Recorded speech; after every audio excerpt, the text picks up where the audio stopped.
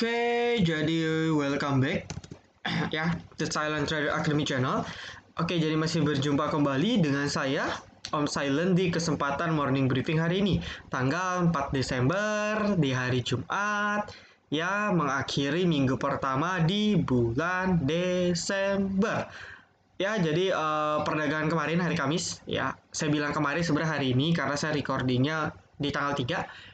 Ya, jadi perdagangan tanggal 3 hari Kamis market jelek. Sebenarnya saya bilang jelek karena ya merosot dari opening hingga closing. Ya, cuman entah kenapa justru profitnya malah makin jadi. Ya, profitnya malah makin jadi, malah makin luber. Padahal marketnya nggak stabil. Ya, sekali lagi bersyukur. Oke, jadi itu yang selalu saya tanamkan dan kita harus siap. Ya, saya selalu bilang ya, member saya tuh udah kayak saya didik udah kayak tentara gitu. Jadi siap dalam kondisi apapun. Karena kita ini di medan perang. Ya, kita di medan perang. Kita nggak tahu kapan musuh akan menyerang. Dalam arti kita nggak tahu kapan ISG akan drop. Ya, maka dari itu kita harus siap. Di segala situasi, di segala kondisi, kita harus siap. Ya, siap untuk melakukan cut loss, siap untuk melakukan averaging down, ya, ataupun siap untuk serok bawah saham-saham yang sudah kita incer. Jadi, kondisi apapun siap. Kalau market lanjut naik, siap taking profit. Semua sudah siap. Jadi, plan A, plan B, kita sudah prepare. Itu yang selalu saya tanamkan kepada teman-teman. Nah, terus poin penting yang ingin saya sampaikan kepada teman-teman VVIP, ya tolong dengar, jangan di skip untuk 1-5 menit ini. 1-2 menit ini tolong jangan di skip, sisanya skip nggak masalah. Ya, tapi poin penting khusus member VVIP yang ingin saya sampaikan, terutama member baru, ya. Jadi, apa namanya, karena banyak banget yang baru join 1-2 bulan, ya, dan mungkin wajar sekali psikologisnya masih tidak tenang. Sekali lagi saya infokan bahwa kalau Anda kena yang namanya cut loss, ya, Anda jangan sekali-sekali langsung merasa hidup ini berakhir. Gitu, karena dulu saya pernah ketemu orang, ya, anti cut loss, ya, karena dia merasa ketika saya cut loss saya gagal, saya kalah, saya pensiun, saya trauma dan sebagainya. Jadi dia kagak mau cut loss, ya, tahan anti cut loss gitu. Nah, sama feel yang saya rasakan ketika teman-teman pada konsul, ya nggak semua sih ya, sebagian mayoritas itu agak takut kalau cut loss. Aduh om, ini cut loss ya, seakan-akan tidak siap untuk menerima sahamnya turun, ya. Nah, memang ya yang ingin saya sampaikan ialah Anda, ya terutama yang join VVIP, Anda harus punya mindset seperti ini dulu, ya. Anda join VVIP, tentunya Anda percaya dengan silent trader, tentunya Anda percaya dengan rekomendasi yang saya berikan. Ya, ketika Anda percaya dengan rekomendasi yang saya berikan, alangkah baiknya Anda percaya 100% dari plan yang sudah saya siapkan, ya. Intinya, ya, track recordnya sudah jelas. Jadi, Silent Trader Academy ini dari awal tahun hingga sekarang, ya, jumlah membernya juga terus bertumbuh, tidak berkurang, bahkan justru terus bertumbuh. Ya, alhamdulillah sekali. Tandanya apa? Tandanya dalam berbagai situasi dan kondisi, Silent Trader Academy ini masih dipercaya oleh sebagian ini. 50 hingga 60% ini sudah join VVIP dari sekitar 6 bulan yang lalu. Bahkan ada beberapa yang masih dari awal tahun itu masih join hingga sekarang. Bahkan ada yang nanya, om paket lifetime ada gak sih dari awal tahun? Ya, mayoritas itu dari bulan April, bulan Mei sampai sekarang, ya 5-7 bulan itu masih setia dengan VVIP. Tandanya secara track record, secara rekomendasi, secara win rate, Silent Trader sudah cukup terbukti, ya, sudah sangat amat cukup terbukti. Bulan September kemarin kita babak belur. Semua tahu bulan September ini ya market sangat luar biasa, tapi bisa survive. Ya, kita bisa survive gitu. Malah profitnya gila-gilaan, antam. Ya, banyak sekali yang profitnya udah 50% ke atas. Keep sampai sekarang. Ya, banyak lah yang lainnya. Nah, tandanya ialah Anda silakan percaya 100% karena gini, karena saya nggak mungkin ketika saya merekom misalnya beli HKMU, saya nggak mungkin HKMU ini akan turun. Dalam arti saya nggak mungkin prediksi suatu saham yang menurut saya akan turun. Tentu ketika saya rekomendasi, saya melihat bahwa saham ini sangat berprospek untuk naik. Makanya saya rekom. Kalau prospek turun, saya tidak akan pernah rekom. Itu yang Anda harus pahami dulu. Jadi mindsetnya harus seperti itu. Ya ketika Anda sudah yakin, oh ketika direkom berarti ini kan prospek naik. Ya berarti Anda percaya dengan plan yang sudah saya siapkan. Nah, tetapi kita pahami juga bahwa di dunia ini tidak ada yang bisa 100% tepat, apalagi di pasar saham. Apalagi kita ngomong trading, apalagi kita ngomong scalping, love trade, live trade, day trader, dan sebagainya. Ya, nah maka dari itu sesekali itu pasti kita ada yang namanya loss. Itu sudah pasti. Ya, itu sudah pasti ya istilahnya misalnya dari 10, 1 sampai 2 yang error. Ya, itu sudah pasti. Dimanapun Anda temukan itu pasti sama. Ya, nah maka dari itu Anda harus siap ketika 1 2 rekomendasi ini gagal, Anda harus siap di saat misalnya harus cut loss kayak kemarin kita SMDR, BTPS, KF saya instruksikan buang. Saya pribadi waktu itu saya bilang saya cuci gudang.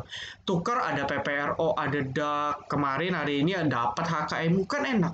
Kalau kita keep SMDR kagak profit-profit. Sebenarnya prospek masih bagus ya, cuman ya balik lagi kalau Anda ikutin plan 100%, Anda ikut out, Anda putar, Anda sudah dapat profit yang berlimpah berkali-kali lipat dibandingkan Anda hold ya, seperti itu. Oke, jadi ya mindsetnya harus dibetulin dulu ya. Ketika Anda join VVIP, Anda harus maksimal. Anda udah bayar, Anda harus dapat trading yang maksimal ya. Untuk member baru ya coba dulu ikutin 100%. Oke, jadi ya intinya ketika saya rekom, ya saya pasti akan berikan yang terbaik gitu. Saya rekom pasti saya cari saham saya yang sangat potensial naik. Nggak mungkin saya ngejerumusin teman-teman, lu beli ini. Padahal saya yakin ini sama kan tuh. Nggak, itu nggak mungkin dan nggak akan pernah terjadi. Ya, ketika saya rekom, saya yakin saham ini naik. Oke, nah mindset itu yang harus teman-teman tanam. Ya, nah berikutnya ialah cut loss itu bukan akhir. Ya, ingat cut loss itu bukan akhir. Jadi, kita nih di medan perang, ya. Ibarat ya kalau teman-teman nonton sejarah film perang, ya, ketika strategi gagal, strategi menyerang gagal, ya, komandan musuh tuh pasti komandan militer tuh pasti bilang, "Oke, kita mundur. Kita lakukan plan B." Sama di saham, ketika kita mau nyerang, artinya kita kan prospek saham ini akan naik, tau-taunya nggak naik, kita cut loss dulu ya, kita putar ke saham lain, kita susun strategi ulang, baru kita terobos lagi markas musuh. Cut loss prinsipnya sama, dan yang harus teman-teman ingat, cut loss itu bukan akhir. Ya, cut loss itu adalah hal wajib yang harus Anda lakukan ketika Anda trading. Gak mungkin Anda tidak akan cut loss kalau Anda trading. Ya, hampir mustahil. Ya, saya belum pernah ketemu si orang yang tidak pernah cut loss. Ada, ya, itu orang yang nggak pernah mau tunjukin cut loss-nya di berapa. Ya, yang ditunjukin profit, tidak pernah tunjukin cut loss-nya berapa. Kalau saya di channel itu saya kasih contoh, saya tenangin kalau lagi market lagi jelek, nih saya kasih unjuk nih portofolio saya saya capture nih. Saya beli saham ini tadi ada 888 lot minus sudah 1 sampai 2 juta. Saya kasih unjuk. Ya, tapi saya nggak mau, saya jarang mau tunjuk portofolio juga. Yang profit pun saya jarang info. Udah saya diam-diam aja. Karena menurut saya kalau ditunjukin juga takutnya ya nanti teman-teman mau profit banyak juga, jadi nggak pakai trade plan, jadi serakah. Saya juga nggak mau seperti itu. Jadi saya sesekali aja, ya. Nah jadi intinya ialah saya pun cut loss pasti gitu. Yang ngomong nggak cut loss itu nggak mau ditunjukin, malah itu curiga seperti itu. Oke, nah berikutnya ialah ya, berikutnya yang ingin saya sampaikan, tadi saya mau cerita sedikit, saya kan tadi teman-teman tahu sesi 2 saya agak break, saya baru sampai rumah jam 2-an, macet ya. Ketika macet saya lihat ada ibu-ibu bawa motor, pakai jaket denim, jaket jeans, tulisan di belakangnya itu bagus sekali. Ya, tulisannya itu kurang lebih seperti ini, The sun will rise and we will try again. Jadi, matahari segera terbit, nih kalau nggak salah kalimatnya seperti itu ya, matahari akan segera terbit, kita akan try again, kita akan coba kembali. Ya, nah kalimat and we will try again ini adalah kalimat yang luar biasa. Mungkin terkesan biasa ya, tapi kalau Anda pahami itu luar biasa. Ya, jadi and we will try again sama di pasar saham juga. Ketika kita cut loss, ya Jangan membuat cut loss itu seakan hidup kita berakhir. Jangan seakan cut loss itu adalah akhir dari segalanya. No, ya, we will try again. The sun will rise and we will try again. Ya, kesempatan lain akan datang. Ya, next probability will rise ya, will coming gitu kan. Probability yang lain akan datang dan kita akan coba lagi. Gitu. Ya, jadi kita cut loss, ada kesempatan baru, kita akan trading lagi. Ya, jadi yang ingin saya sampaikan ialah cut loss bukan akhir. Ya, jadi kalau cut loss, putar saham lain. Ya, nanti insya Allah kalau Anda ikut VVIP, Anda akan ketutup cut loss yang lain. Ya, insya Allah Anda akan ketutup dengan saham lain. Ya, kayak contoh tadi perdagangan kemarin kita dapat Aisyah. Ya, Aisyah beli di 318, jual di 340, 350.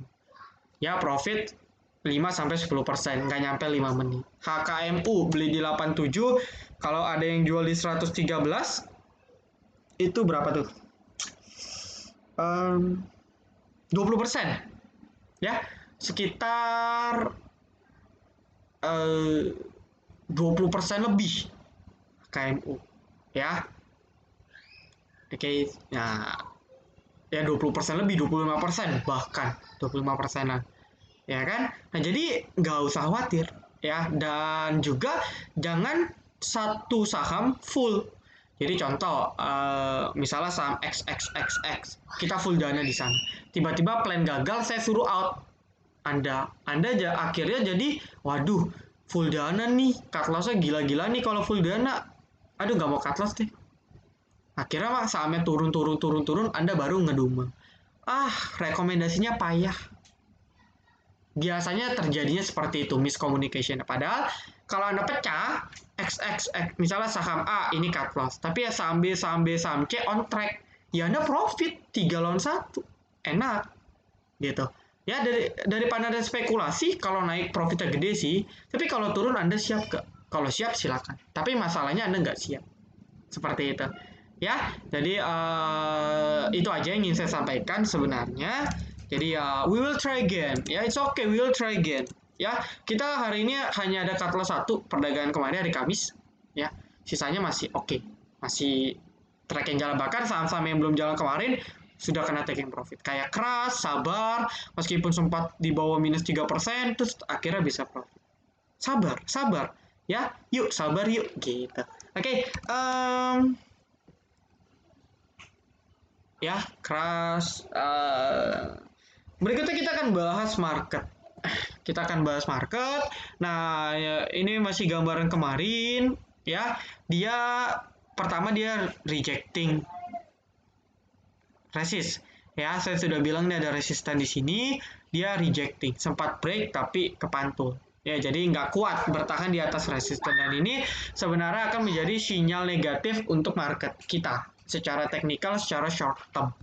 Ya, ketika dia rejecting akan sangat potensial dia akan kembali uji support. Ya, uji support bisa di sini atau bisa uji trendline di sini. Ya, jauh loh, lumayan dari 5.800 ke 5.700 itu harus sekitar kurang lebih 2%-an. Market harus turun sekitar 2% baru uji lagi. Ya. Nah, ini menjadi concern kita bahwa ini udah rejecting ya, meskipun ya sisi positifnya yang bisa kita perhatikan ialah asingnya masih net buy.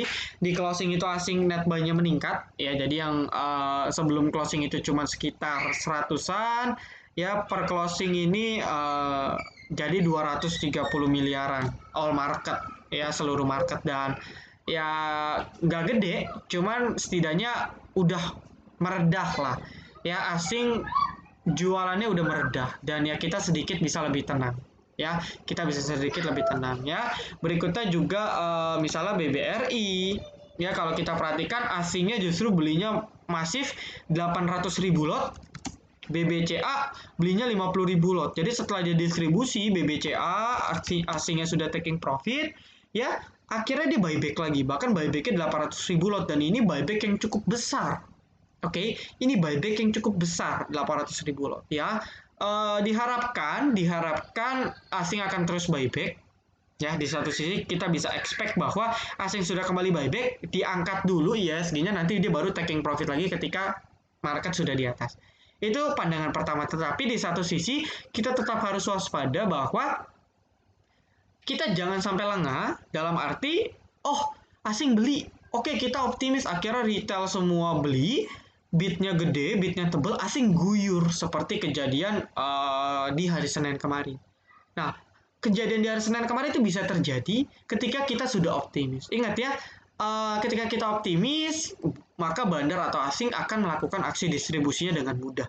Ya, ketika kita pesimis, maka bandar atau asing akan mudah untuk mengakumulasi saham-saham dari retail. Jadi terbalik, kita optimis, justru kita harus waspada. Ketika kita pesimis, kita harusnya bisa cari peluang. Ya, jadi pesimis boleh, over jangan, optimis boleh, over jangan. Jadi waspada di tengah-tengah. Ya, jadi melihat kayak gini, oke asing masih bagus, kita sedikit lebih tenang. Kecuali tadi dia rejecting, asing masih distribusi, nah ini hati-hati. Ya, ini sangat hati-hati. Tapi so far ini masih oke, cuman ya mungkin pergerakan di hari Jumat seperti kita tahu hari Jumat cenderungnya banyak yang taking profit karena libur, ya karena kan hari Sabtu Minggu kita nggak akan tahu ada berita apa, jadi biasanya akan lebih cenderung orang pada taking profit. Yang pakai margin biasanya sudah jual di hari Jumat, jadi lebih banyak aksi taking profit. Tapi yang nggak tahu, lihat ke depannya gimana. Nah, oke, jadi saya rasa hari Jumat ini market akan sempit range pergerakannya. Ya, lebih bagus koreksi, lebih bagus. Tapi kalau dipaksa naik, ya follow the trend. Seperti itu, kita tinggal atur cash, averaging down, ikutin plan, aman. Ya, jadi coba kita lihat weekly-nya. Oke, weekly-nya pun sudah reject, udah testing resisten, ya dia sudah testing resisten di EMA 200, ya ini EMA kuat, dan yang seperti yang saya bilang, takutnya minggu depan, ya mungkin awal minggu dia akan seakan-akan breakout, jadi dia muncul candle upper shadow seperti ini nih, yang garis tipis. Nah, tetapi menjelang akhir minggu, penutupan minggu, ya penutupan per minggunya itu dikerek turun market sehingga nanti bentuknya seperti ini, ya atau seperti ini. Ya, minggunya naik tapi closingnya turun. Nah, itu yang sangat amat mungkin terjadi. Kenapa? Karena saya sangat concern terhadap pilkada serentak. Jadi pilkada serentak memang sempat menjadi kontroversi pro kontra oleh masyarakat, di mana ditakutkan akan memunculkan klaster baru COVID. Ya, sudah mulai muncul berita juga bahwa dari pihak medis, ya IDI Ikatan Dokter Indonesia juga ngedesak pemerintah supaya PSBB ketat lagi karena jumlah COVID yang sudah semakin masih bertambah, bahkan ya masih mencetak rekor tertinggi seperti itu. Dan probability untuk terjadi PSBB itu bisa saja terjadi. Ya, meskipun memang pemerintah akan hati-hati karena ketika PSBB ya ekonomi pasti akan tumbuh. Nah, jadi pemerintah sulit. Ya, kesehatan dan ekonomi ini akan menjadi ya pilihan yang sangat amat sulit karena dua-duanya yang harus diprioritaskan. Cuman bertolak belakang. Ya, kesehatan yang diprioritaskan, ekonomi goyang. Ekonomi diprioritaskan, kesehatan yang goyang. Ya, tetapi kita percaya saja pada kebijakan pemerintah, win-win solution, kebijakannya tengah-tengah yang terbaik untuk ekonomi dan kesehatan. Oke, nah jadi tapi kalau seandainya PSBB benar-benar terjadi, oke market saya yakin ambruk karena sudah naik terlalu banyak. Ya, seperti ini. Naiknya sudah terlalu banyak, turunnya gampang, gampang sekali. Berturun baru nanti perlahan naik lagi. Ya, jadi jangan kaget, ini belum muncul candle merah loh. Ya, ini belum muncul candle merah seperti itu. Ya, jadi kita harus waspada. Setidaknya sideway dulu lah. Market kalau mau istirahat sideway dulu aja. Jadi range-nya di sini ya, di sini-sini aja, ya kan? Sideway lah 1 sampai 5 candle sebulanan baru lanjut naik lagi. Itu baru enak. Karena ekonomi kita sebenarnya belum bagus, belum baik-baik banget. Cuman optimisme pasar sudah berlebihan. Ya, jadi contohnya ada beberapa saham seperti konstruksi, itu harga sekarang itu sudah melebihi harga valuasinya. Ya, contoh Wijaya Karya sudah mau 2000. Ya padahal order booknya, terus juga misalnya new kontrak yang didapat itu anjlok 50% lebih gitu. Kalau kita proyeksi ya, kalau kita proyeksi pakai data 2020 itu valuasinya paling berapa? 1000, 1200. Ataupun kalau kita pakai proyeksi tahun 2019, itu pun paling valuasinya sekitar 1800-an untuk Wika, 1600 sampai 1800. Ya. Kalau over optimis untuk valuasi Wika memang di atas 2000. Cuman kan kinerjanya harus lebih baik daripada 2019, sedangkan di 2020 kinerjanya ambruk. Tapi reaksi market sudah over optimistik. Nah, saham-saham seperti itu yang akan sangat rawan untuk terjun bebas. Meskipun sentimennya masih bagus. Ya, jadi jangan kaget kalau nanti Anda beli di pucuk, sahamnya turun, yang lain naik, dia sendiri turun. Ya karena dia sudah over. Seperti itu kalau kita lihat dari sisi valuasi. Jadi ada beberapa saham yang sudah mereaksi market berlebihan. Ya, entah itu karena ini dan sebagainya. Intinya sudah berlebihan dan itu yang berbahaya. Oke? Ya, jadi market ya saya doakan terus naik. Cuman ya kita harus jaga-jaga. Oke? Berikutnya ialah sektor-sektor potensial yang bisa teman-teman perhatikan. Mungkin teman-teman masih bisa perhatikan HKMU. Ya, sekali lagi teman-teman bisa perhatikan HKMU. Ini luar biasa sekali. Dia break volume tertingginya sepanjang sejarah IPO. Harusnya dia break karena minggu ini saja ya volumenya itu berapa nih? 10 juta ya. 10 juta. Sedangkan di sini di bulan Juni itu volumenya 11 juta. Itu kan per minggu ya. Jadi kalau kita lihat per bulan, memang bulan tertinggi volumenya di sini dan ini sangat potensi volume tertingginya lagi sepanjang IPO. Jadi kalau kita cek di bulan 6,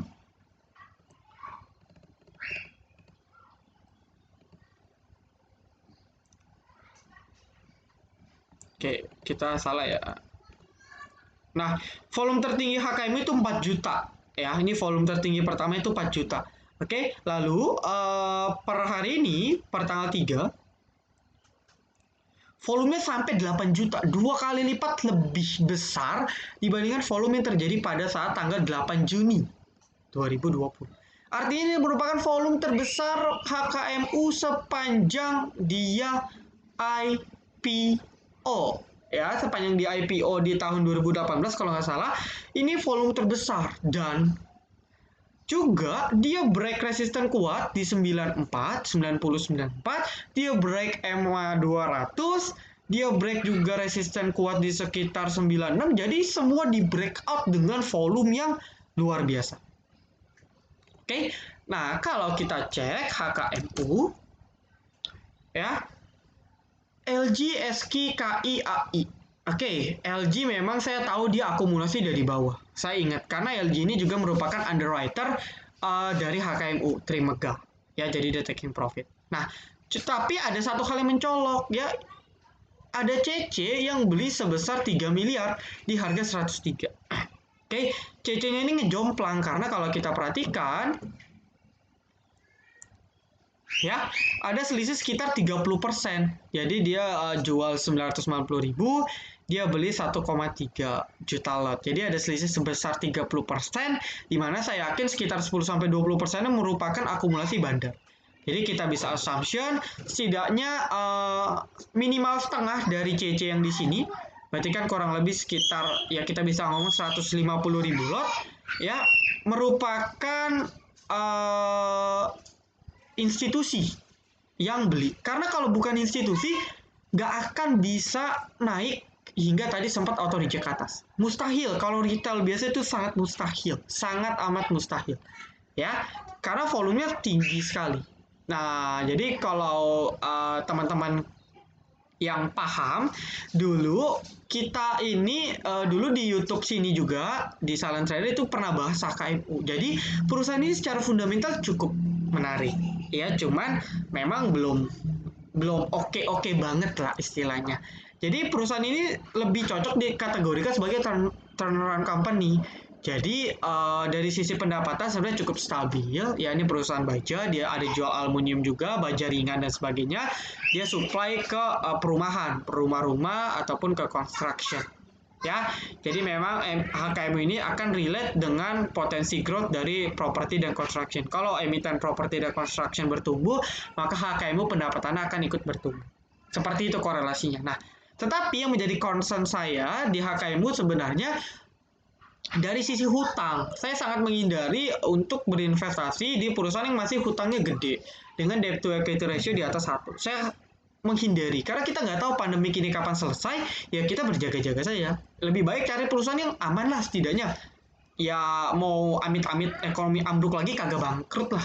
Istilahnya kan seperti itu. Nah, HKMU ini hutangnya besar dari dulu dari 2015 sebelum IPO itu debt to equity ratio-nya 500%, artinya 5 kali lipat hutangnya dibandingkan ekuitas. Bayangin resikonya seberapa besar. Nah, tetapi perlahan dari 2016, 2017, 2018, 2019 itu hutangnya sudah mengecil hingga terakhir debt to equity ratio-nya DER-nya sudah mencapai angka 1, 1,2 sudah mulai membaik, cuman ya masih di angka 1, masih rawan. Nah, HKMU sangat menarik ya kalau memang nanti di kinerja 2021 hutangnya kembali bisa dilunasi. Ya, jadi sebenarnya prospeknya menarik, cuman ya saya menghindari emiten yang hutangnya masih gede. Itu aja. Ya, tetapi secara valuasi, secara prospek, ini emiten masih bagus. Ya, member-member lama saya yang saya bilang tadi, itu mayoritas sudah kenal HKMU. Kita sudah beli semua dari sini. Ya, meskipun bukan rekom resmi, tapi saya selalu bilang di grup beli aja HKMU. Target jauh sekian, sekian, sekian. Saya nggak mau ngomong valuasinya berapa. Ya, kita rata-rata tuh udah beli di sini. Rata-rata saya beli di 72-an. Ya, average saya di 72. Nah, sekarang sudah 100 miliar. Sudah 50% lebih. Saya nggak perhatiin loh HKMU. Cuma tadi ya ketika jam berapa nih? Ini ya HKMU super duper luber high risk, antri beli dan sebagainya ya di 10.46 ya 10.46 Anda cek saja 10.46 itu di sini ya ketika harga sahamnya dibanting ya sempat ke 86 ya ini akan harga sahamnya sempat ke 86 saya rekom nah duar naik ya jadi saya baru lihat HKMU ketika saya lihat teknikalnya bagus saya rekom untuk live trade tapi saya ada juga akun saya HKMU di akun yang lain dan saya biarin bodoh amat saya nggak pernah lihat HKMU berapa totalnya oh teknikal bagus sekarang profit 50% ya enak investasi seperti itu. Nah saham-saham VVIP silent investor juga seperti itu ya udah 10% aja belum nyampe sebulan udah 10 sampai 15% ya dapat dividen pula gitu kan. Nah jadi apa namanya HKM ini sangat baik ya jadi dia bagus teknikalnya bagus ya tetapi yang mungkin akan ya koreksi dulu koreksi itu hal yang wajar ya intinya selagi di atas 97 aman. Nah besok HKMU sangat berpotensi break 126 ya 126 130. Oh sorry, ini ada area resisten cukup kuat 126 sampai 150. Nah kalau ini bisa di break wah sudahlah ke utara lah HKMU ya siap-siap multi bagger ya karena dari IPO dia amblesnya juga nggak jelas kenapa ya jadi HKMU sangat prospek menarik untuk kita perhatikan pergerakan HKMU ya karena secara monthly pun dia baru mau naik gitu jadi masih oke banget untuk teman-teman mau beli HKMU ya member VVIP keep aja nanti saya info ketika saya jual saya sih masih keep saya belum jual ya oke terus berikutnya teman-teman juga bisa perhatikan emiten WOS ini disclaimer on ini pergerakannya sangat amat liar seperti itu ya ini volume yang cukup tinggi ya WOS ini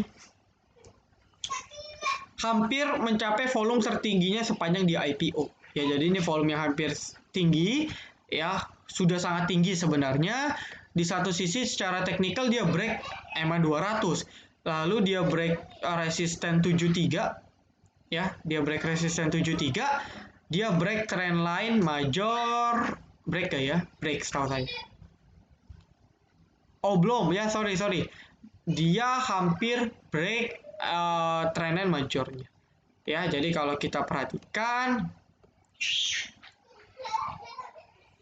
Ya, ini tinggal siap-siap untuk breakout. Ya, nah kenapa saya bilang high risk? Karena ini jatuhnya lebih ke spekulasi. Ya, kita spekulasi dia akan breakout atau setidaknya dia break, habis itu closing jelek. Ya, tapi kita bisa manfaatkan kenaikannya, fast trade, habis itu jual. Ya, jadi kalau kita perhatikan ketika WOWS itu volumenya tinggi, ya, ini volumenya tinggi nih di sini, besoknya naik 19%. Terus volume tinggi di sini, besok naik 8%. Nah, ini volumenya tinggi lagi, setidaknya ya 2-4% dapat lah untuk WOS. Cuman kalau open sudah tinggi ya saya tidak sarankan untuk teman-teman kejar harga. Seperti itu. Oke, jadi silakan atur risk masing-masing, HKMU WOS silakan. Ya, intinya ialah kalau market jelek ya mungkin saham-saham seperti ini yang akan lebih banyak digoreng sama bandar. Seperti itu. Oke, jadi thank you banget buat teman-teman yang sudah nonton video ini dari sampai akhir. Yang mau join VVIP Salam Trader silahkan ya join ke linknya ada di deskripsi. Ya, daripada Anda tidak dibimbing, Anda pusing, mendingan dipandu bersama kami, trading bersama kami, dan profit bersama kami. Oke, sekian dulu yang bisa saya sampaikan. Sekali lagi thank you banget buat teman-teman yang sudah nonton video ini dari awal sampai akhir. Jangan lupa like, comment, dan juga subscribe. Jangan lupa nyalakan notifikasinya agar ketika saya dan tim upload video terbaru, teman-teman bisa langsung update. Oke, see you in the next video. Silent Trader Academy, be silent, be patient, be cuan.